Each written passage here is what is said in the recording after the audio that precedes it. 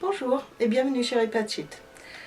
Dans le calendrier de l'Avent, avec les créations à faire soi-même, aujourd'hui je vous propose la création d'une carte de vœux. C'est une carte de vœux une année d'amour avec un cœur rouge sur un fond de tissu. Alors, c'est la technique du point de festo, donc c'est brodé à la main. Voilà, on vous verrez comment dans le tuto qui va arriver. Avant ça, parlons juste du kit. Si vous avez acheté le kit du jour sur mon site ou en me contactant sur Facebook, vous avez déjà tout ce qu'il vous faut. Vous pouvez commencer à créer.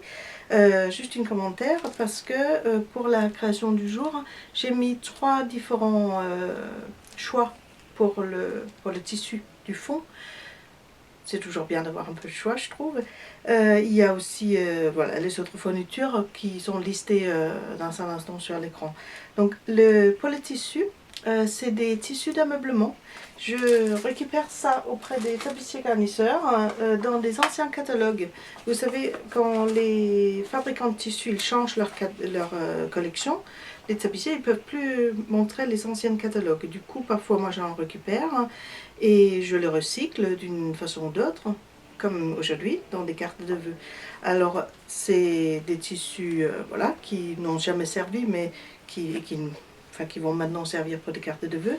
Il y a souvent des autocollants derrière, ou des renforcements en papier collant. Parfois, j'ai pas pu les enlever, donc vous pouvez avoir au dos de vos beaux tissus un bout de papier comme ça. C'est pas bien grave pour la création qu'on va faire avec, donc j'espère que vous seriez indulgents. Si vous ne savez pas acheter le kit et que vous allez me mettre en pause pour aller chercher chez vous, je vous souhaite bonne chance, bonne chasse et en tout cas en route pour les créations.